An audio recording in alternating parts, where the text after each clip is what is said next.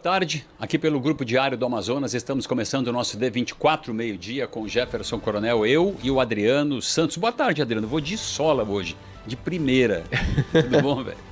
Boa tarde, Jefferson, boa tarde a todos. Para você que está aí do outro lado, quinta-feira maravilhosa, ensolarada na capital amazonense, com muita notícia boa também. Ontem, Congresso Nacional trabalhando até tarde. Nós vamos trazer todos os detalhes sobre a aprovação da PEC que propõe o fim da jornada de trabalho no modelo 6x1 e também o comportamento da bancada do Amazonas com relação a essa pauta. E também a presença, teremos aqui no estúdio, do deputado estadual pelo Partido dos Trabalhadores, Sinésio Campos. Ontem tivemos a presença do deputado estadual, delegado Péricles, do PL, obviamente de oposição ao presidente Lula e ao governo. E hoje a gente traz o outro lado, né, dando isso. Ontem não dava, o Sinésio até toparia vir ontem junto com o Péricles e os dois debaterem educadamente, e é a característica deles, né, apesar das diferenças, a vinda do presidente, cada um com seus posicionamentos. Mas o Sinésio, obviamente, estava acompanhando o presidente Lula na agenda dele durante os 2 dias, como estava o vereador Zé Ricardo, também do Partido dos Trabalhadores. E a gente, ontem mesmo, nós comentamos aqui, eu e o Adriano, que hoje traríamos, na primeira oportunidade, foi hoje, o deputado Sinésio Campos. Então, ele daqui a pouquinho vai estar aqui conosco, e outra figura que vai estar aqui é o ex-secretário de Segurança, o coronel Vinícius Almeida, que foi secretário de Administração Penitenciária, comandante da Polícia Militar e secretário de Segurança. Portanto, Adriano, alguém que tem, aliás, eu acho que é o único no Brasil que tem o que se chama nessa área de segurança a tríplice coroa, né? Administração Penitenciária, comandante da PM e secretário de Segurança. Para completar, só se fosse a quádrupla coroa se ele tivesse sido comandante do Corpo de Bombeiros, mas ele não é bombeiro, então não podemos cobrar isso, né? Fica na tríplice, tá bom. Que está lançando um livro hoje à tarde e a gente vai discutir, falar sobre o livro que aborda coisas da segurança. É um livro, eu não vou dar spoiler agora, mas daqui a pouco o Richard coloca no ar para nós a imagem do livro do coronel Vinícius Almeida, e ele vai estar aqui. Nós vamos falar, olha, tá a imagem aí, já está nas sombras da floresta. Desperta uma curiosidade, está muito bem elaborada a capa, muito bem elaborado o anúncio do livro, e ele fez em conjunto com o coronel César Maurício de Abreu Melo e com o Francisco Camurça, também oficial da Polícia Militar. O coronel César é oficial da Polícia Militar do Pará e atua aqui em Manaus, reside aqui, trabalha aqui.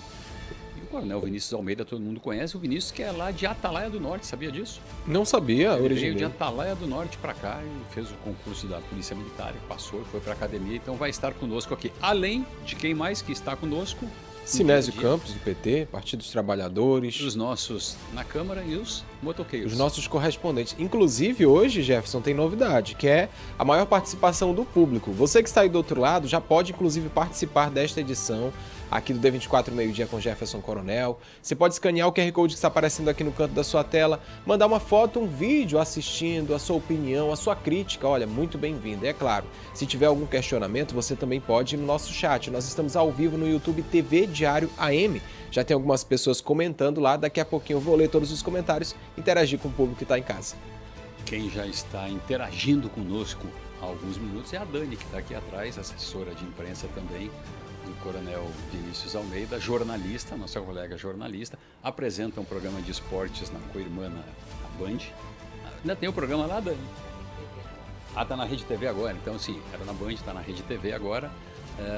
A Dani, que trabalhou comigo já em algumas oportunidades, então, e atua hoje como na assessoria de comunicação e de imprensa com o coronel Vinícius Almeida. Adriano Santos, aquela jornalista que eu acabei de dizer para você agora há pouco, e acho que foi ela que disse que estava ouvindo e gravando, e é bom que ela grave de novo, que tem, além de ser uma excelente jornalista, de ser uma pessoa que conduz muito bem o trabalho que ela faz, ela tem uma facilidade incrível de relatar um dia inteiro de atividade na Câmara Municipal, na Assembleia, enfim, quando você der a pauta para ela, sabe que ela não tem dificuldade de se comunicar, mas ela tem, o que eu dizia, o nome que eu acho mais interessante, eu acho bonito demais e não conheço ninguém que tenha um nome sequer parecido com Mei Chapiama, que está ao vivo, é isso? Exatamente, ela vai trazer mais detalhes sobre Solo Seguro, é uma operação aqui, ela inclusive vai entrar ao vivo agora aqui na tela do D24 meio-dia com todos os detalhes sobre isso.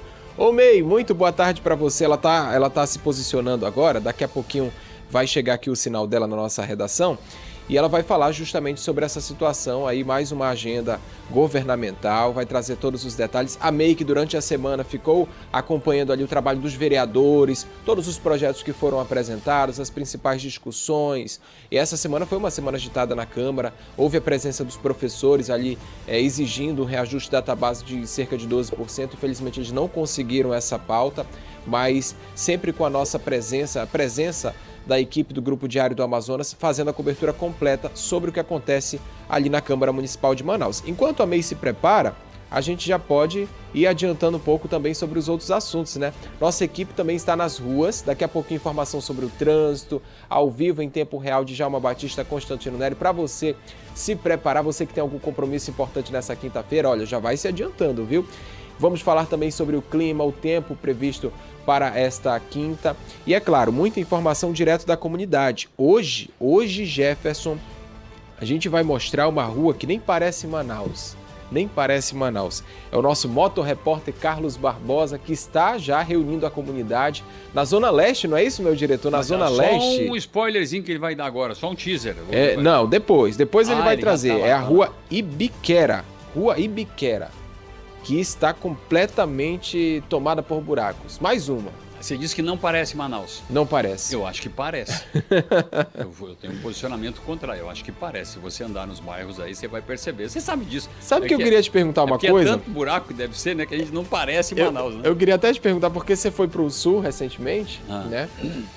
E não dá assim um pequeno choque de realidade quando você vê a diferença da nossa cidade, que é uma cidade muito rica. Quando eu falo que Manaus é a cidade mais rica do norte do Brasil. É uma das cidades que mais arrecada no país. E quando a gente vai para uma outra cidade, vai para o sul, a gente vê uma diferença muito grande. Você sentiu esse impacto nessa última viagem? Eu fui em duas cidades de Santa Catarina. Fui em Bombinhas, que se eu não me engano tem em torno de 50, 20 e poucos mil habitantes, agora não lembro a população, é uma praia do litoral catarinense, daí quando olhar a população. E depois eu fui a Palhoça, que tem 200 e poucos mil, quase em torno de 250 mil habitantes, né? Palhoça é mais perto de Florianópolis. Bom, deixa eu lhe dizer, eu andei bastante, né? Eu estava com um amigo de carro lá, no carro dele, mora lá, e andei a pé também, que eu saio para caminhar, né? Já saio feito, não conheço a cidade, mas saio, tenho uma referência, saio andando quilômetros e depois volto. Eu não vi nenhum buraco nas duas, nenhum, não estou forçando a barra, nenhum buraco nas duas cidades. Nenhum buraco, você não vê. Né? São cidades muito bem cuidadas. Agora a gente está falando de uma outra região, às vezes as pessoas mas fica comparando Santa Catarina com o Amazonas. Sob certo aspecto não dá para comparar, mas sobre outros sim, a gente está falando de urbanização, a gente está falando de aplicação do dinheiro público, a gente está falando de cuidado com a cidade. Por exemplo, Bombinhas e Palhoça não tem problemas de segurança, zero.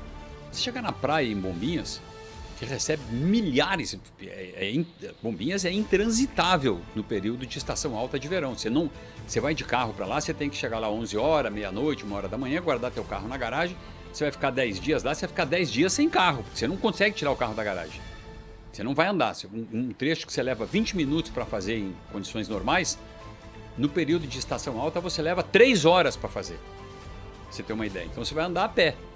Certo? E vai sair de lá quando for embora de madrugada, 4 horas da manhã, 5 horas da manhã, para você poder sair, senão você não vai sair da cidade, vai levar 3, 4 horas para sair da cidade. E você não vê um buraco, você não vê problemas de segurança, você não vê problemas de limpeza pública, você vê um ordenamento perfeito. Na beira da praia não pode ter cachorro, por exemplo, as pessoas respeitam, não pode ter sequer aquela caixinha de som pequenininha da JBL, que tem várias marcas. Sim. Né? Incomoda bastante. Não pode ter nada ali. E as pessoas todas respeitam. São cidades que têm um padrão de vida diferente, um padrão cultural, de tradição, de cuidados e de ordem pública diferente do que a gente vê aqui. Eu digo isso, Adriano, e repito sempre, e vou repetir sempre. As pessoas, sempre que acontece um problema com um buraco ou alguma coisa, a culpa é do prefeito. A culpa é de todos os prefeitos. E a responsabilidade é de cada um que se propõe a ser prefeito. Certo? Então a culpa de ter buracos em Manaus não é do Renato Júnior. A culpa de ter buracos na cidade é do Renato Júnior? Não. Porque sempre teve. Eu moro aqui há 51 anos, eu nunca vi Manaus sem buraco. Eu trabalhei com 2, 3, 4 prefeitos e nunca vi Manaus sem buraco. Essa é a verdade. Agora, a responsabilidade é do prefeito da vez, Porque quando o cara se candidata, a responsabilidade por tapar buracos na cidade é da prefeitura. Então o prefeito assume. E hoje é do Renato Júnior, certo? Então Manaus é uma cidade que não... O problema de Manaus, Adriano, é que a cidade cresceu desordenadamente. Então você não pode comparar uma cidade de 2,5 milhões de habitantes com uma de 250 mil. Para dizer assim, lá pode não ter buraco. É evidente, é muito mais fácil você controlar, né? Mas Manaus cresceu... Eu cheguei aqui em 1975, tinha em torno de 300 mil habitantes. Em 50 anos essa cidade passou para quase 100%, quase 1000% de aumento. Hoje nós temos 2,5 milhões. Entendeu? Quase 1000% de aumento na população em 50 anos. Né? Então a gente faz, quando chega num lugar, essa comparação que a gente vê. Aqui, por exemplo, na limpeza pública, lá você não vê um monte de lixeiras pela rua, mas você não vê lixo. Você não vê um papelzinho de um bombom, você não vê um palito de fósforo, você não vê uma bagana de cigarro, você não vê nada na rua. E isso, obviamente, faz a gente sentir um impacto, porque é o que a gente gostaria de ver em Manaus, uma cidade com um orçamento de mais de 10 bilhões de reais. Quem é que está aí? Meu caro Adriano Santos. Agora nós temos a honra de receber nos estúdios aqui da TV Diário, do Grupo Diário do Amazonas, ele que já comandou as forças de segurança do maior estado brasileiro, Coronel Vinícius Almeida, ele que vai falar também um pouco sobre o lançamento de seu novo livro, Nas Sombras da Floresta. A gente vai fazer um rápido intervalo comercial, mas na volta, daqui a pouquinho, entrevista completa com o Coronel Vinícius, uma oportunidade também para você participar. Estava previsto eu levantar para Não estava.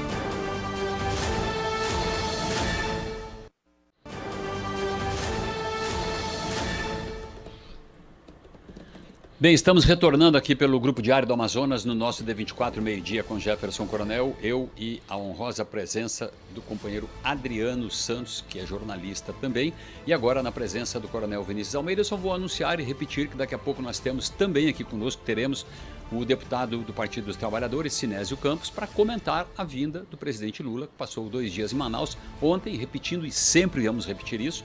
Trouxemos o deputado delegado Péricles, que é do Partido Liberal, que é a oposição ao presidente, fez os comentários dele com relação à visita do presidente Lula e, obviamente, que a gente não poderia trazer um lado só. Então, hoje vem o deputado estadual Sinésio Campos, que é do Partido dos Trabalhadores, o partido do presidente da República. E se o Sinésio chegar, não tem nenhum problema, ele pode entrar aqui. O Sinésio conhece o Coronel Vinícius Almeida, que foi secretário de Segurança. Coronel Vinícius, um livro que você está lançando, me permita chamá-lo de você, eu nunca escondo quando eu faço uma entrevista, isso não me obriga a tratá-la com carinho, eu tenho que fazer as perguntas de forma jornalística e sempre me propus a fazer isso. Então por isso que eu lhe chamo de você, eu estou falando isso para as pessoas entenderem, não achar que é uma falta de respeito, né? O livro traz uma experiência, a gente comentava agora há pouco, que você só não tem a quádrupla coroa porque você não é bombeiro, então não poderia ser comandante do Corpo de Bombeiros, mas foi secretário de Administração Penitenciária, comandante da PM e secretário de Segurança, e resolveu escrever um livro. A primeira coisa que a gente olha, você escreveu um livro que defende o governo, você escreveu um livro sobre os fatos da segurança pública. Por que eu lhe pergunto isso? Porque a despeito da sua conduta nas três instituições, a gente continua tendo problemas de segurança. Qual é o resumo do livro e qual é a relação dele com a vida das pessoas aqui fora? Primeiro, Jefferson, muito obrigado pela oportunidade de estar conversando com o seu público. O livro não tem nada a ver com o governo. O livro ele traz, na verdade, conta as histórias de como surgiu... Desculpa. Eu queria que você repetisse tudo, porque eu não tinha ligado o microfone aqui. Perfeito. Primeiro, obrigado pela oportunidade de estar aqui com o teu público, tá, Jefferson? Então, falando um pouco do livro. O livro não tem nada a ver com defesa ou nada de governo. Ele tem a ver com contar a história de como as organizações criminosas, né, como o crime chegou na Amazônia. E isso tem a ver com, primeiro, documentar isso. As pessoas não sabem como é que esse fenômeno aconteceu. Do Comando Vermelho sair do Rio de Janeiro, do PCC sair de São Paulo e se devastar, se espraiar pelo Brasil inteiro, chegando na Amazônia, como chegou tão forte, inclusive o Comando Vermelho. E a gente conta primeiro, por exemplo, histórias de como o CV chega em Belém, chega no Pará. Primeiro do que aqui. Tá? Então, nós somos 3 escritores, eu, o Coronel César, que é um coronel da Polícia Militar do Pará, e o Major Cambuça, que é uma pessoa da inteligência nossa aqui, trabalhou muito tempo conosco. E a gente conta essa história, conta, por exemplo, como é que surge a FDN e como é que acaba a FDN, em que momentos. Isso, o livro está ali já exposto, ali estão os 3 autores. Agora, um detalhe interessante, Jefferson, tem dois pontos importantes do livro. O primeiro é para o operador de segurança pública. Porque, imagina, como é que você vai combater algo que você não conhece a história? Você tem que entender essa história. Porque se você não compreende o passado, você não sabe o que fazer agora, até para poder prospectar o futuro. Esse é o primeiro ponto. O segundo ponto importante, esse livro ele surge, na verdade, quando eu comecei a escrevê-lo, era para contar um pouco do sistema penitenciário. A gente queria falar como nós tiramos o sistema penitenciário do Amazonas, que era um caos, e entregamos ele com ISO 9001. Tá? A questão era, quando você começa a contar essa história, inevitavelmente vem um questionamento de qualquer pessoa para perguntar o seguinte: tá bom, mas como é que aquelas pessoas morreram em 2017? E por que elas morreram em 2017? Tem dois eventos, né? Em 17 e em 19, inclusive no início da nossa gestão, né? Antes de a gente conseguir realmente o Estado mandar ali dentro. Hoje o Estado manda lá dentro. Mas surgia essa dúvida natural. Por que e como morreram as pessoas, né, que foram dizimadas, na verdade, ali de forma muito brutal em 2017. É um evento que o mundo todo tomou conhecimento. Então, olha só, para eu contar essa história de 2017, eu não teria como contá-la sem explicar como é que o crime organizado chega na Amazônia. Chega, se instala e vira um problema que a gente enfrenta seríssimo. Na verdade, não chegou só aqui, chegou no Brasil inteiro. E me causa muita estranheza, por exemplo, o governo federal ter lançado, enquanto eu estava secretário, o programa AMAS, que era a Amazônia e Soberania. Era o programa que eles diziam que ia resolver a questão aqui na Amazônia. 3 anos depois, eles desembarcam aqui de novo com outro programa. E agora vão resolver o problema. E eu não estou falando do governo A, B ou C. Eu estou falando da nação. Da União. Da União. Brasil. Exatamente. Não tem a ver com governo. Se é governo de direita, se é governo de esquerda. Porque, na verdade, ninguém fez nada. Nenhum nem outro fez nada. Não, tanto que a evolução se deu em décadas, né, Adriano? A evolução não foi de ontem para hoje, de 2017 para cá. Exatamente. Isso vem acontecendo aos poucos há décadas. Há décadas. E não adianta. E aí vem um outro ponto. A gente tem visto aí políticos com discursos simplistas de resolução disso. Não, porque se fizer isso, não resolve. Não é assim. Como você bem disse, problemas que vêm de décadas, não é 1 ano, 2 ou 3 que irão resolver. É algo muito mais profundo, muito mais sistemático que a gente tem que discutir enquanto sociedade para buscar essa solução. E qual é o principal desafio hoje da segurança pública no combate às facções criminosas? E se essa possível solução complexa, ela cabe ao Estado ou também depende principalmente da União? Seria o primeiro passo, pegando o ganchinho dele, do que você disse aí, tem que ter um começo, tem que conhecer a história. Seria um primeiro passo, isso que ele lhe pergunta? Vamos lá. A complexidade é tão grande, mas assim, é inevitável que começa pela União. É inevitável. Por quê? Vamos ser simplistas? Uma coisa simplista, para o nosso público aqui entender. Onde é que produz a droga, Jefferson? Colômbia. Colômbia e Peru. Colômbia. Lá de lá da fronteira. Perfeito. O Exército tem 1.200 homens em Tabatinga. 1.200. Fazendo o quê? Te pergunto. É função constitucional deles atuarem como uma espécie de polícia lá? Vamos lá. Então, o Exército, as Forças Armadas, na verdade, eles têm garantia jurídica. Não só Exército, Aeronáutica e Marinha. Forças Armadas. Eles têm uma garantia para exercer o poder de polícia na fronteira até 150 quilômetros. Eles não precisam de GLO para atuar. Não precisam. Basta querer atuar. Tem ordem para isso? Agora começou. Então precisa de uma ordem. E aí eu concordo. Na verdade, nem precisaria. Bastaria querer. Mas então precisa de uma ordem. Por que não tem a ordem? Então são coisas simples de fazer. Começa simples. Depois você vai desdobrando isso para complexidade. Porque o que aconteceu também? Nós temos problemas que vão gerando efeito cascata. Por exemplo, daqui a pouco o deputado Sinésio está chegando aqui para discutir mais um ano a BR-319. Não estou falando que é culpa do Sinésio, eu estou falando que é culpa da nação. Mas entenda, se você não tem uma BR que nos ligue ao Brasil, ou seja, começa que, enquanto cidadão, nós já somos cidadão de segunda classe. Eu não estou ligado ao país. Não estou ligado ao país. Se eu não estou ligado ao país, qual é o nível de desenvolvimento que eu vou conseguir fazer chegar num município do interior? Nós que conhecemos o interior do estado sabemos que, infelizmente, o interior do estado do Amazonas, o nosso cidadão, ele tem uma qualidade de vida ridícula. E não é um interior, Adriano. É o interior. É diferente de tudo que você tem no Brasil.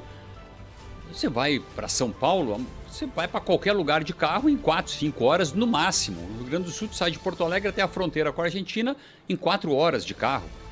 Aqui, se você pensar em ir para a fronteira com a Colômbia, todo, assim, para municípios perto daqui até, você leva algumas horas de barco, até dias de barco. Isso. Você leva quase um dia para chegar em Parintins e para voltar. Agora, E a qualidade de vida dessas pessoas? Mas, pois é, imagina para Tabatinga, imagina para São Gabriel da Cachoeira. Né? Então, quando você vê esse discurso de artistas em defesa da Amazônia, é tudo balela. Porque quando chega lá na ponta, que é o cidadão amazonense, ele está vivendo em condições precárias. Olha, aí você percebe, mas tudo bem, isso é um discurso político. Não, porque essa condição precária abre espaço para o submundo. Isso está no livro? Ele não chega nesse ponto, ele conta parte disso. É isso que eu, ele eu não conta quero parte perder disso. o fio da meada do livro que o Adriano perguntou ali. Ele conta exatamente tudo isso. Ele vai contando como esse abandono do interior do Estado propiciou que a facção chegasse, a organização criminosa chegasse e tomasse conta da região. Agora, deixa eu te perguntar uma coisa.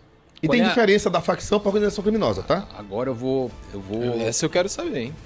Agora eu vou dar na canela, como a gente diz. Tá. Qual é a responsabilidade do Estado, onde você comandou a administração penitenciária, a Polícia Militar e a Secretaria de Segurança? Eu acho que o Estado avançou muito. Tá? Por exemplo, a responsabilidade do Estado, tomar conta do sistema penitenciário. Hoje tomou conta. Hoje preso trabalha, hoje preso tem a oportunidade de fazer ressocialização, tem um trabalho da liberdade. Ou seja, em resumo, hoje o Estado toma conta do sistema penitenciário. Isso é a responsabilidade do Estado. Não deveria ser responsabilidade do Estado ter um custo altíssimo com base arpão. Porque entenda, a base arpão ela é uma contenção da entrada de drogas depois de ter entrado na fronteira. Então é porque não deu certo o controle de fronteira. Controle federal. Que é federal. A responsabilidade é federal. Então, isso não está sendo discutido. Agora, por exemplo, foi um passo importante. O governo federal está minimamente pagando as diárias. 246 diárias que são pagas por ele agora. Como é que é isso? Explica. Para quem paga 246, para quantos paga? Paga para 246 profissionais passarem 30 dias operando dentro das bases arpão, dentro do interior, dentro de municípios que têm problemas mais graves. Quem então, são esses profissionais? Policiais militares, policiais civis e bombeiros. A Força Nacional, não? Aí é que está outra questão. Se você pegar, por exemplo, estudos da Força Nacional quando atuou no Rio de Janeiro, ao longo de um ano, a Força Nacional apreendeu, se não me falha a memória, 3 quilos de drogas e 2 ou 3 armas. É um absurdo. Então a Força Nacional, amigo, de coração, tem que acabar. A Força Nacional é manobra política. Não funciona. Não funciona. Aquilo ali não funciona. Quando veio para cá? Nunca funcionou. Eu vou dar um exemplo. Quando eu assumi o sistema penitenciário, eles tomavam conta ali da entrada do ramal. Hoje, quem faz a contenção ali é uma empresa privada. Agora, vamos lá. Eu estava com a Força Nacional. Se eu tivesse um problema de fuga no sistema penitenciário, eles não poderiam atuar. Então, o que eles não poderiam sair dali, é isso? Não, porque o protocolo não permitia. E a empresa privada que está lá é paga pelo Estado ou pelo governo federal? Não, é paga pelo Estado. Hoje é paga pelo Estado, porque não fazia sentido eles estarem ali. Era ineficiente. Era ineficiente. Quando você tem uma empresa privada, minimamente você pode, inclusive, cobrar o serviço deles. E a função não é evitar fugas, era controlar a entrada e saída, que nem isso faziam direito. Eles não conseguiam controlar com qualidade a entrada e saída do sistema. Coisa boba, simplista. Então, assim, de coração, não funciona. Olha, quer ver um outro detalhe? Vamos botar o tempo para a gente não se perder, né? Então, olha, a responsabilidade do Estado são essas. Eu acho que o Estado tem feito a parte dele, mas toda vez tem uma mirabolância. E o mais importante, quando surgiu o AMAS, por exemplo, que nós falamos que não daria certo e não deu, tanto que agora surge um outro plano, o principal ponto que não dá certo, nós falamos, olha, nós precisamos que tenha aviões, hidroaviões para transportar a nossa tropa. Você viu agora mesmo o governador Roberto Cidade lançando as tropas para o interior, aqui no porto de Manaus, de barco. Se tiver uma urgência, como é que ele manda esse pessoal? Tem que ser hidroavião. O que o governo federal mandou para cá? Helicóptero. O helicóptero sai de Manaus e é obrigado a voltar a Manaus. Por uma questão regional, que quem não é daqui não entende. Não tem combustível de avião no interior do estado. Então ele não consegue voar. E o helicóptero tem autonomia de voo limitada. Limitada. Então até onde ele voa, não tem combustível. Ele é obrigado a voltar. Além do que, me leva 4 homens. Sabe? E então, é mais lento que qualquer avião. Exatamente. Então são questões que você vê, infelizmente, uma mistura da política com a técnica. Inclusive de pessoas que deveriam conhecer a parte técnica e são hoje políticos, e que fazem um discurso para a população, transformando um tema que você acabou de ver aqui, extremamente complexo, porque tem a ver com qualidade de vida da população, tem a ver com geração de emprego, com qualidade da educação, porque se você não contiver em paralelo várias ações, a gente não vai retomar.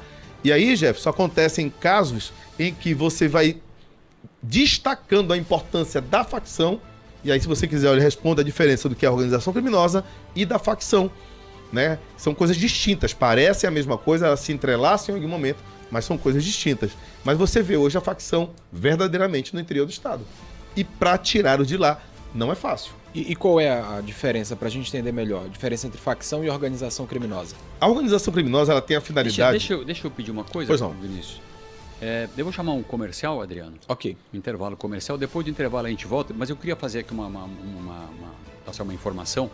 A gente confirmou a entrevista com o deputado Sinésio Campos e ele não vai poder comparecer porque ele foi para uma reunião, inclusive com o senador Omar Aziz, e a gente entende, é possível, ele se comprometeu de na semana que vem estar aqui conosco, então não tem problema, tá? Não tem porque tá lacrando aqui ou coisa parecida. O Sinésio não foi, não é que faltou, ele avisou, estava vindo para cá, para o programa e foi convidado para uma reunião com o senador Omar Aziz, que é o candidato apoiado pelo Partido dos Trabalhadores aqui no Amazonas para o governo, e teve que se dirigir para lá. A gente entende perfeitamente, não é nenhuma, como dizia meu pai, nenhuma sangria desatada, né? A gente tem outro tempo para ele vir aqui, ele nunca se negou a vir, seja para comentar a vinda do Lula ou para ouvir algumas críticas, às vezes, que a gente costuma fazer jornalisticamente. Então, reparando, essa informação que tínhamos dado que o Sinésio estaria, a assessoria dele já estava aqui, por sinal, mas nos informou agora que ele se deslocou para uma reunião urgente lá com o senador Omar, a gente compreende isso perfeitamente.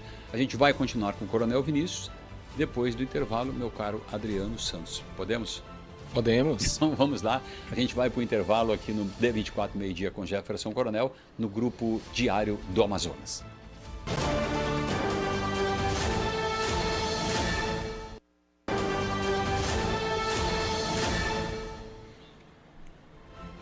Estamos de volta com o Meio-Dia com Jefferson Coronel, aqui na tela da sua TV Diário, com imagens ao vivo diretamente da Avenida Mário Ipiranga Monteiro, nas proximidades da rodoviária Carrefour de Flores, ali na zona, entre a zona centro-sul de Manaus, já chegando ali próximo à zona centro-oeste. Quem vai para Alvorada, vai pegar a Estrada dos Franceses, olha, até que o caminho, por enquanto, está fluindo bem, né? O trânsito com uma certa velocidade, mas atenção que esse trecho aí, Coronel, e os dois coronéis, né, hoje, esse trechinho aí, ele é perigoso. Vou falar para vocês que em várias situações nossa equipe já flagrou aí acidentes, inclusive acidentes graves, nas proximidades dessa passarela. E agora a gente vai para outro trecho, né? Nós vamos para Djalma Batista. Olha só como é que tá Djalma Batista agora nas proximidades ali da Faculdade FAMetro e do Manaus Plaza Shopping. O trânsito começa a ficar um pouco mais lento, principalmente no sentido centro, que você vê à esquerda um fluxo maior, né, de veículos ali. Quem vai ali para o centro de Manaus, quem vai pegar a Avenida Djalma Batista precisa se adiantar um pouco para não acabar chegando muito tarde no seu compromisso. E agora nós vamos para a Avenida Coronel Teixeira. Coronel Teixeira com trânsito bem agradável na tarde desta quinta-feira. Só fica mais lenta nas proximidades do Passarão, esse viaduto que está sendo construído ali nas proximidades da Igreja da Restauração. Então, se você vai para a Ponta Negra, precisa ter um pouco de cuidado, mas por enquanto, trânsito tranquilo na nossa cidade. Tem mais uma? E agora a gente vai para Djalma Batista, mais outro trecho, né? O início da Djalma Batista. Esse trecho que também costuma ter um pouco mais de congestionamento, agora está fluindo bem. São exatamente 12 horas e 49 minutos em Manaus. Você que vai sair de casa agora, olha, a única dica é preparar o protetor solar, uma sombrinha, um guarda-chuva e, é claro, se manter bastante hidratado, porque o sol hoje está rachando, minha gente.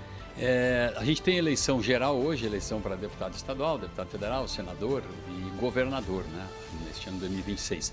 Já cabe no projeto de governo de qualquer um candidato, aliás de todos, né, os candidatos ao governo, ações de modernização, atuações na infraestrutura viária da cidade. Porque Manaus está parando, literalmente Manaus está parando, né, e isso tende a ser, óbvio que tende a se agravar. Então não precisa esperar a eleição de 2028, que é a eleição para prefeito, né, para que os candidatos ao governo do estado apresentem suas propostas, sejam de oposição, sejam de situação, sejam adversários ou não do prefeito, suas propostas para modernizar esse sistema viário de Manaus, fazer algumas interferências novas, porque é poucos anos para Manaus parar, e aí já se comentou e se comenta de vez em quando a ideia de fazer aquele rodízio de placas, o que eu acho que é uma decisão, uma medida mais drástica do que fazer uma intervenção no sistema viário, ou uma não, tem que fazer várias, né? Porque várias vias de Manaus no horário do rush, no horário do pico, né? Eu estou até admirado de ver a Djalma Batista ali parada, essa hora, horário do meio-dia, geralmente está engarrafada, né? Mas vamos lá, Adriano, a gente continua com o Coronel Vinícius. A gente continua a entrevista com o Coronel Vinícius, ex-secretário de Segurança Pública, que está fazendo o lançamento desse livro muito esperado, que vai trazer revelações inéditas sobre o início, a chegada e a instalação de organizações ou facções criminosas, Coronel? As duas, né? Então a diferença entre uma e outra é o seguinte, a gente falava agora há pouco, né? A organização criminosa, ela tem um objetivo empresarial, ganhar dinheiro.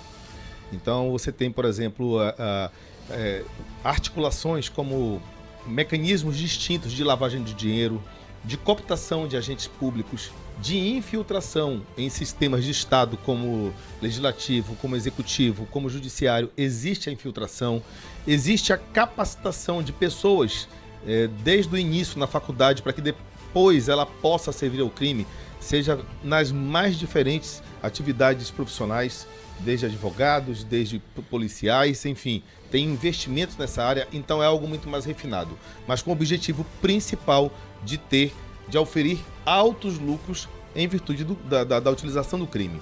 Já a facção não. A facção, ela é um braço desse sistema. A facção é um pertencimento, é um grupo, são pessoas que passam a ter regras estabelecidas, elas seguem leis paralelas e elas têm símbolos clássicos que se denominam PCC, por exemplo, quando se picha numa parede, CV, quando se picha na parede, 2, que representa no dedo, que é o CV, 3, que é o PCC, tudo um. Então são características de grupos que vão criar pertencimento e isso é a facção.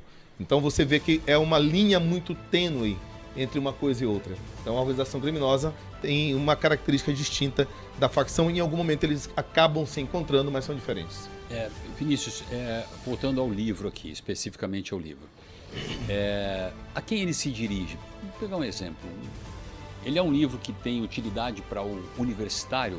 Ele Sim. é um livro para os advogados lerem? Ele é um livro com uma linguagem didática? Eu, obviamente, ainda não li o livro, e está aí na sua mão, aqui pode na mão. mostrar. Esse aqui que eu já mostro aqui. Ele é um livro que fala com o povão, vamos dizer assim, ele tem uma linguagem de fácil compreensão para as pessoas acessarem, comprarem. O lançamento é hoje, às 7 da noite, na livraria Valer. Isso, na editora Valer, ali ao lado do Teatro Amazonas. Ah, sim, ali ao lado do Teatro Amazonas. Perfeito, né? É um livro que a gente colocou a gente não, a editora, na verdade, né? Não temos lucro nenhum sobre o livro. Vocês o livro não vai ser vendido em ter o benefício dos quem escreveu? Não. Nós escrevemos o livro e pedimos da editora isso, né? Que a gente abria a mão de qualquer lucro do livro, desde que eles colocassem o menor preço possível para que as pessoas pudessem ter acesso ao livro. Então ele ficou a R$70, é um preço bastante acessível a qualquer um. Ele se dirige aí a todos os profissionais do sistema de segurança do Brasil para entender esse fenômeno, como ele aconteceu, quem atua no ramo do direito, advogados, juízes, desembargadores, todo mundo que é acadêmico, que tem estudos, seja na área do direito, seja na área da segurança pública. Ele é um livro que ele traz revelações e ele traz essa base para que as pessoas entendam como isso começou na Amazônia. O que ele é interessante, Jefferson, é o seguinte, por isso que ele está ali, histórias não contadas sobre facções e crime organizado na Amazônia.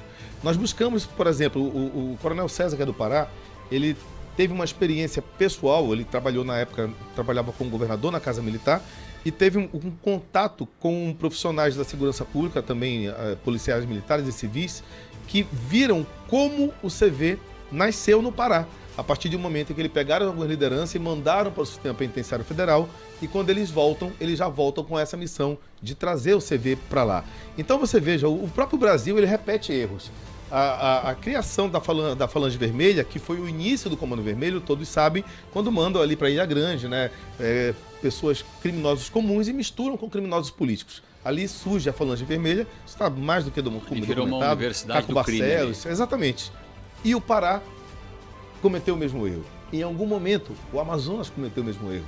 Então, são erros que, incrivelmente, o Brasil vem cometendo essa recorrência e estabelecendo essas rotinas. Nós não conseguimos, no Brasil, pegar boas práticas e replicar boas práticas.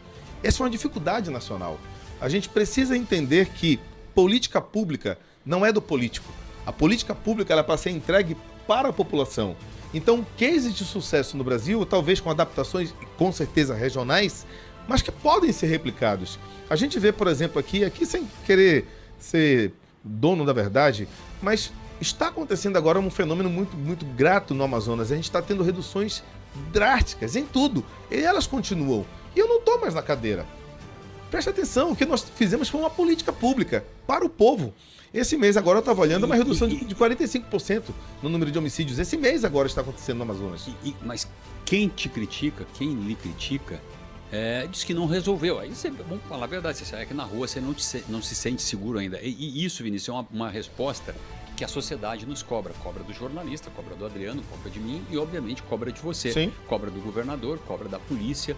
Né? Como é que você responde a isso? Claro que isso aqui não está especificamente no livro, mas tendo a autoridade para escrever um livro sobre um assunto tão delicado, né, e tendo lidado nessas 3 áreas da segurança pública, o que a gente quer é isso, que é uma resposta para o cara que daqui a gente está enxergando ali na rua e que bota o celular lá dentro da calça escondido.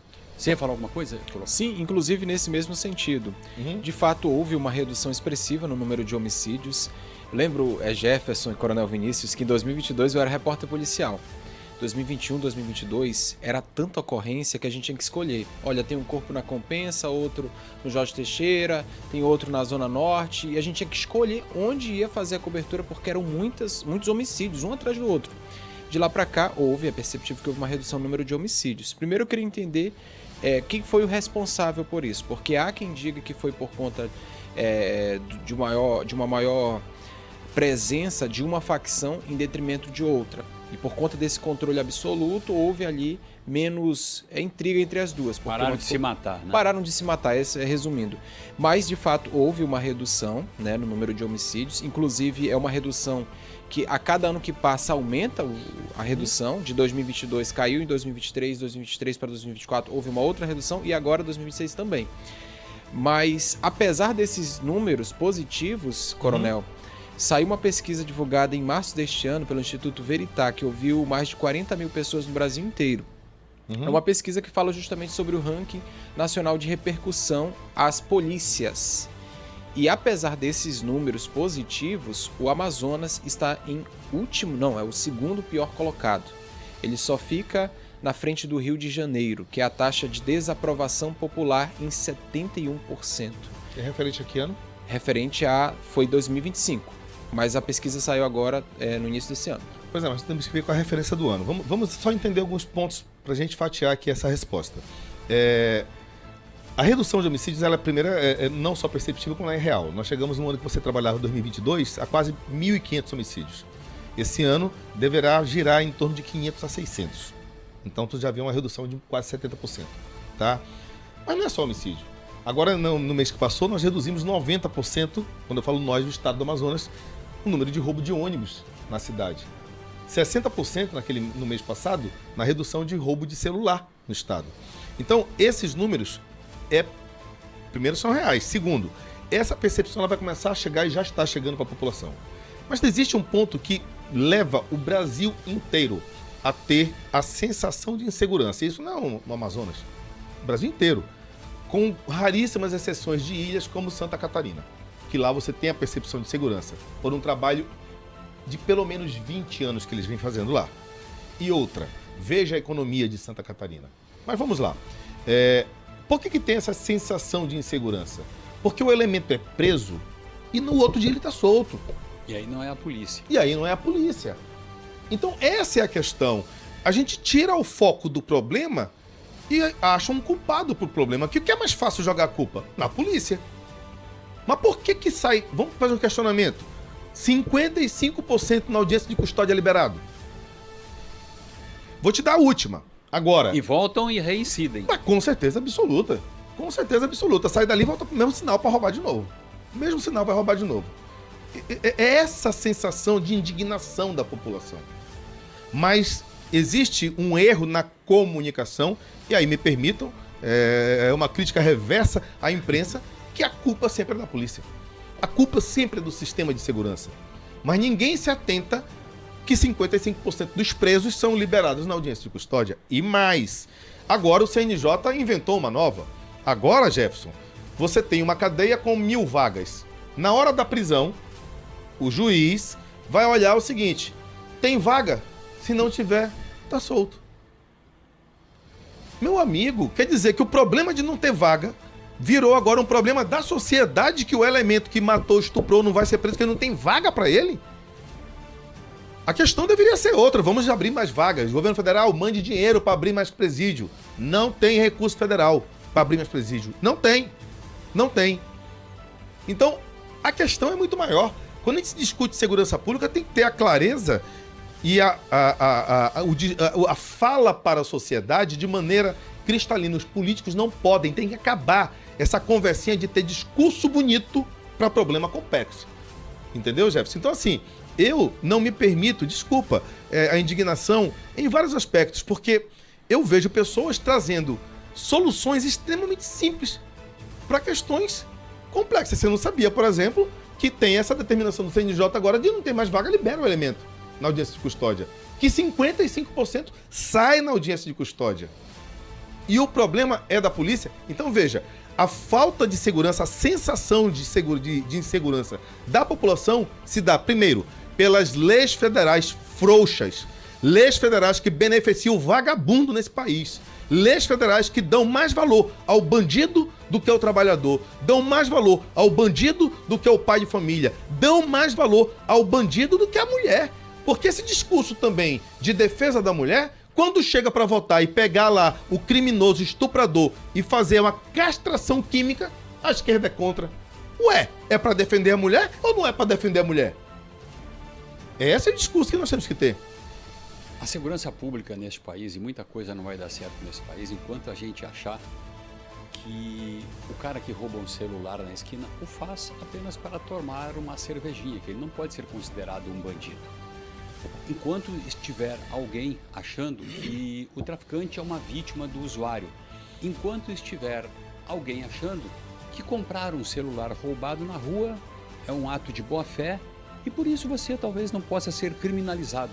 Não vai dar certo segurança enquanto o presidente da República tiver esse discurso. Claro que eu estou fazendo essa crítica objetiva, porque se alguém acha que dá certo isso, todos esses 5 microfones aqui estão abertos à disposição de quantos quiserem vir aqui.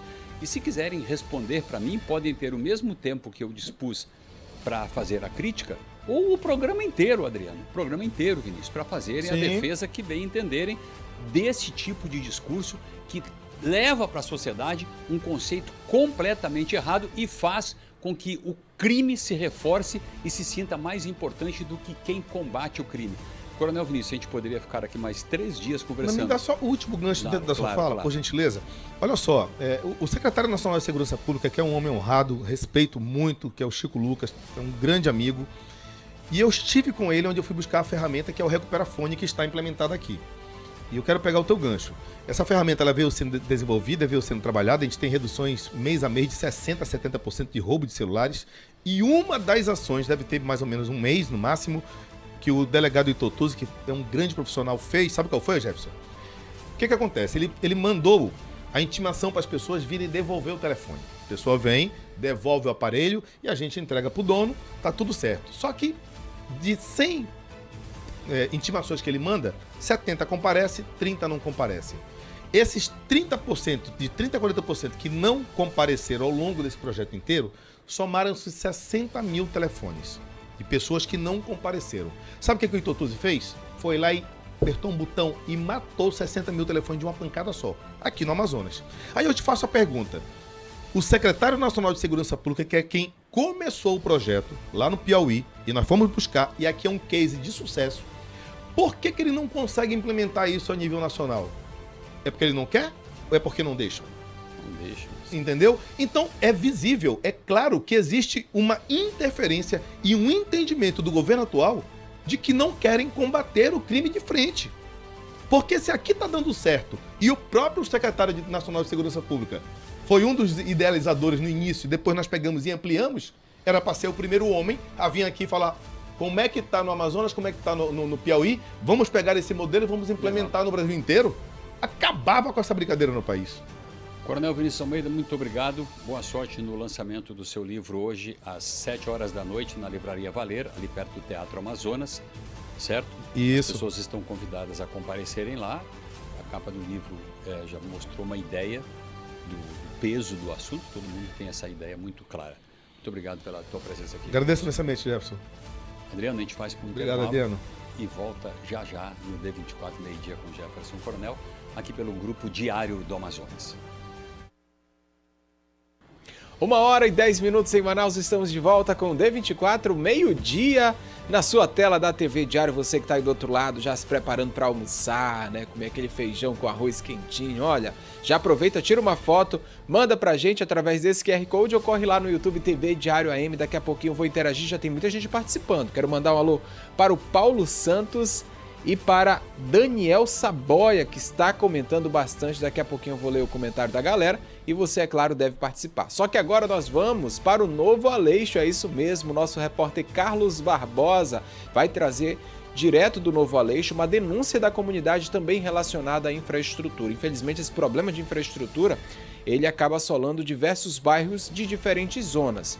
E uma rua lá no Novo Aleixo específica está completamente tomada por buracos. Não é isso, Carlos? Muito boa tarde para você. Quais são as informações que você traz para a gente nesse momento?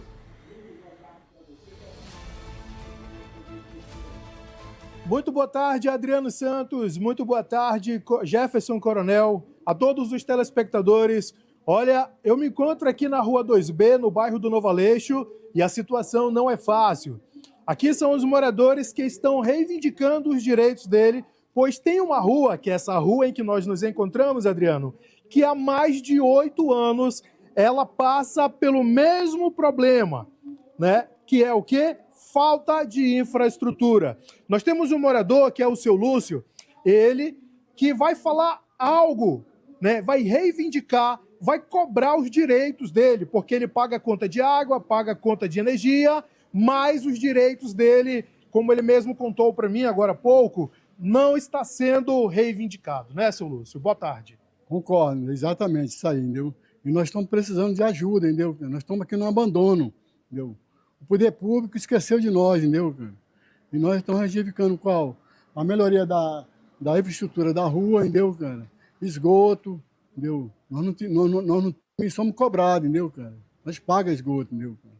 O que nós estamos querendo? Que o secretário se lembre da gente, entendeu? Nós estamos no abandono, entendeu? Então é isso, entendeu?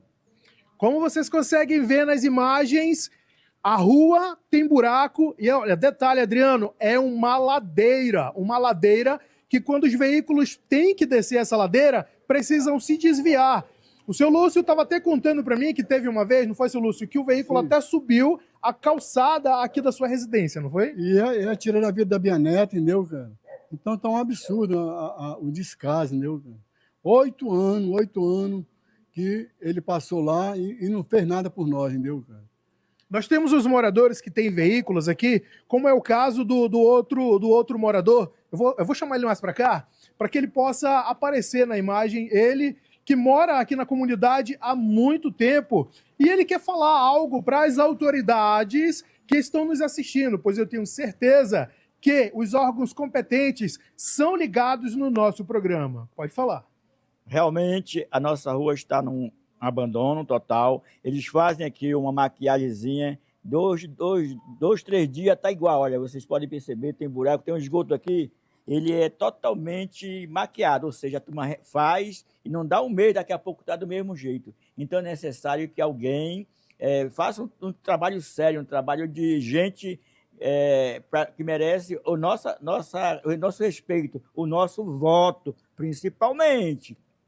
Porque nessa época de eleição, todo mundo é bonzinho, todo mundo aparece, todo mundo diz que vai fazer. Na nossa comunidade, nós temos um vereador, mas ninguém vê aqui resultado da ação dele, entende? No bairro aqui tem. Então é necessário e suficiente que alguém fiscalize, eu tiro o chapéu para essa emissora, porque está aqui na nossa frente mostrando a situação da qual nós nos encontramos, no abandono, no buraco, principalmente para quem tem veículo, para quem tem crianças que vão ter que levar para a escola de moto, é muito perigoso. Em dias de chuva, como é que é a situação? Simplesmente alaga, porque não tem escoamento. Nós temos aqui um esgoto exclusivo para a esquina, mas não tem, você pegando lá do início da rua até o final, não tem esgoto suficiente que consiga dar conta da chuva, do temporal, e a água invade as calçadas, invade as casas. É uma lástima.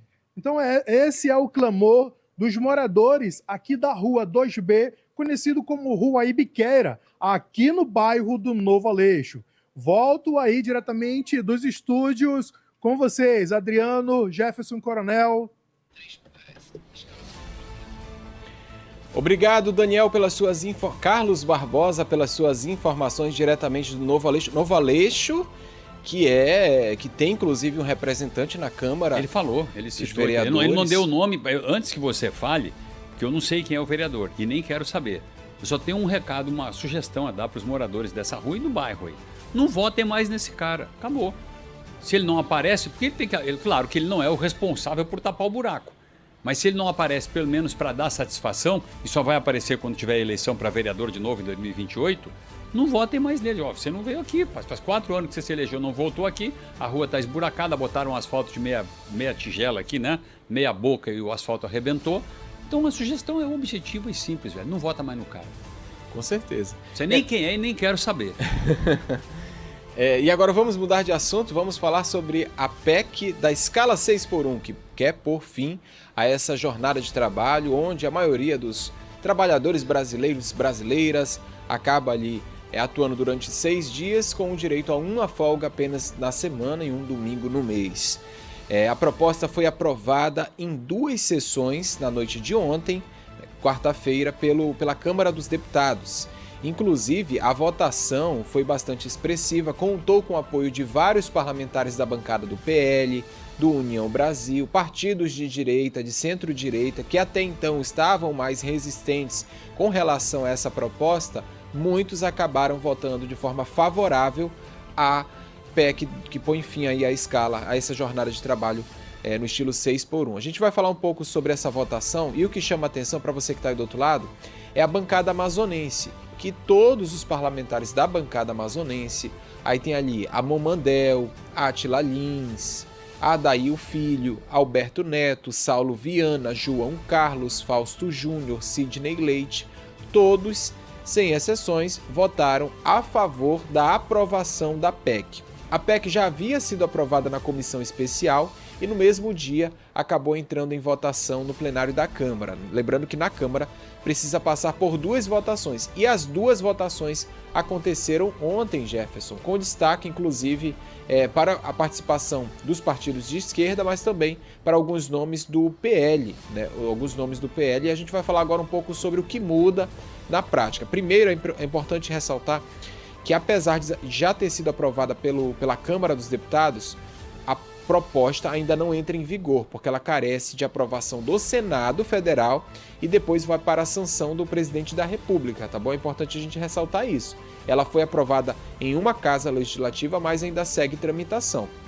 Vai para o Senado Federal e, caso seja aprovado com esse texto que está aí, prevê a redução gradual da jornada de trabalho.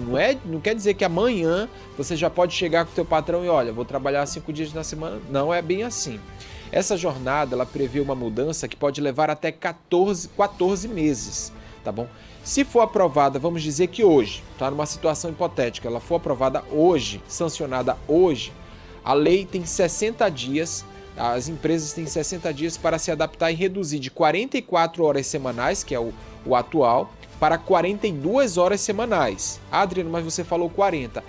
Para reduzir para 40 horas semanais, tem que esperar mais 12 meses. É o prazo aí que as empresas terão para se adaptar a essa nova jornada de trabalho. Lembrando que tudo isso deve ser acordado, deve também ser tratado ao longo do tempo, porque se for aprovado nesse estilo de 5x2, não quer dizer que você vai trabalhar de segunda a sexta e vai folgar todo final de semana. Não é bem assim. O domingo no mês está preservado, o trabalhador continua tendo o direito a um domingo no mês, né? E no caso das mulheres são 2, mas não quer dizer que você vai ter essas 2 folgas no final de semana, tá bom, minha gente? Ela pode acontecer ali durante a semana. A bancada do PL, a gente inclusive destacou no programa de ontem que Sóstenes Cavalcante chegou a propor ali que o PL apoiasse o texto de Érica Hilton pela jornada 4x3, mas o que ficou definido foi justamente essa votação aí para reduzir de 44 para 40 horas semanais. Inclusive a gente tem uma matéria explicando direitinho, ponto a ponto, inclusive com a opinião das pessoas, não é isso, meu diretor? Com a opinião das pessoas sobre essa votação que vai impactar diretamente no dia a dia dos trabalhadores brasileiros. A Câmara dos Deputados aprovou na noite dessa quarta-feira a PEC que prevê o fim da escala 6x1, modelo em que o trabalhador atua 6 dias e folga apenas 1. A proposta reduz a jornada máxima de trabalho no Brasil de 44 para 40 horas semanais e garante 2 dias de descanso remunerado por semana, sendo um deles preferencialmente aos domingos. A mudança vai acontecer de forma gradual. Após 60 dias da promulgação, ela cai para 42 horas. E depois de mais de 12 meses, a carga horária deve cair para 40 horas semanais. Tem que se colocar o X da questão que se chama, a melhoria do trabalho. O colaborador ele vai se sentir muito melhor para trabalhar, para render, e ao mesmo tempo, isso traz, uma melhoria para o empregador. Sim. Ele não pode ver isso de imediato, mas isso, com o longo do tempo, no longo prazo, isso tem o seu retorno. Nas ruas, muitos trabalhadores comemoraram a mudança na legislação. Então, meus amigos, essa é a informação que a gente traz para você. A tramitação continua, agora vai para a Câmara Alta, vai para o Senado Federal e a pressão é em cima dos senadores. Vou só ressaltar quem foi contra, tá bom? 11 deputados do PL votaram contra. O Novo teve 4 votos contrários. União e MDB tiveram 2 votos contrários. PSD, PP e Missão 1 cada. E todos os 65 deputados do PT estavam presentes e votaram a favor. Houve uma obstrução, que foi do deputado Luiz Lima, do Novo do Rio de Janeiro, e 18 parlamentares ausentes. Essa informação, a tramitação continua, novas atualizações sobre essa PEC aqui na programação da TV Diário e, é claro, especialmente no D24 meio-dia com Jefferson Coronel. Agora nós vamos para o centro de Manaus, vamos ver como é que está a movimentação lá na Feira da Manaus Moderna. Atenção, você, meu amigo, já está se preparando para comprar aquele peixe, aquele pirarucu salgado, para o final de semana. A gente já vai mostrar um pouquinho como é que está a movimentação. Olha, rapaz, já está no ponto, Jefferson, de tirar, colocar o vinagrete do ladinho e almoçar. Vamos para lá, vamos agora, a gente sai daqui e vai para lá. Se ele esperar a gente, o que é? Uns 15 minutos para a gente chegar ali. Ô, Anderson. É matrinchã? Agora, pela imagem, eu não consigo identificar. Acho que pelo tamanho deve ser jaraqui, né? Deve ser um jaraqui bem grande. Ou uma matrinchã bem pequena. Ô, Anderson, você que está aí na Manaus Moderna já fazendo inveja pra gente. O que é isso daí? É matrinchã? É um jaraqui? Conta pra gente, meu amigo. Isso aqui é o curimatã. Os trabalhadores, eles trabalham com transporte aqui de frete. E aí eles já estão preparando aqui o almoço. E ainda tá tomando banho na beira do rio aqui, ó. Eles pegam isso aqui, ó. Joga aqui pega aqui no rio a água e no tibum aqui, ó. Aqui também tem o peixe aqui, que eles estão se deliciando aqui, os trabalhadores. Essa moçada aqui, ó, fazem frete aqui, eles escoram aqui o seu caminhão, estacionam e aí começam a fazer aquele, vamos dizer, aquele happy hour, né? Por que não os trabalhadores, principalmente eles agora, que estão com uma lei. Será que vai alcançar esses aqui também, Jefferson? Será que eles vão trabalhar apenas quantos dias que vão trabalhar? Agora eu não sei como é que ficou uma tramitação, 5 dias, né? Não sei como é que vai ser para eles. Mas olha só, estamos na Manaus Moderna, vou dar uma parada aqui, só para servir de exemplo. Aqui na faixa de pedestre, para não acontecer nenhum acidente. Agora a gente vai passando aqui pela Manaus Moderna, Feira da Banana está do meu lado direito. O rio está enchendo os barcos, eles estão praticamente no mesmo nível da pista, olha aí, como vocês vão vendo, ó. Vocês vão vendo que está no mesmo nível da água, a embarcação, as balsas estão em cima. Nós vamos nos aproximando agora sim da feira da Manaus Moderna, ao meu lado direito. Está toda ferrada aqui já, hein? Tá toda, foi reformada, mas está toda destruída. Aqui os barcos do meu lado esquerdo, trabalhador aqui que são conhecidos pela sua força, os carregadores, famosos carregadores. E aqui a gente tem que ir no sapatinho, né? Porque tem muita gente atravessando ali, os turistas, ó, os turistas americanos fazendo turismo, a calçada feia, arrebentada. Jefferson, eu queria chamar a atenção para você sobre as condições dessa área aqui, ó. Nós temos uma área de excelente potencial turístico, mas ela é muito maltratada.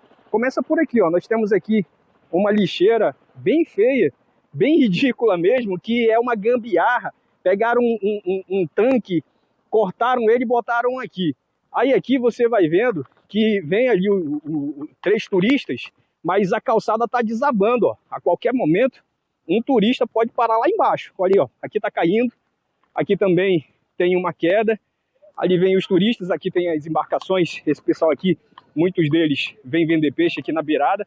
E aqui, os turistas. A gente faz questão de mostrar para os senhores, os turistas que vão passando aqui, conhecendo a cidade de Manaus. Aqui também temos defeitos na nossa lateral de pista. Isso aqui está afundando. Colocaram cascalho. Porém, o nosso cenário ele é muito bonito. Quer dizer, tirando algumas coisas feias, mas o nosso cenário de natureza ele é muito bonito. Só tem muito lixo, muita poluição.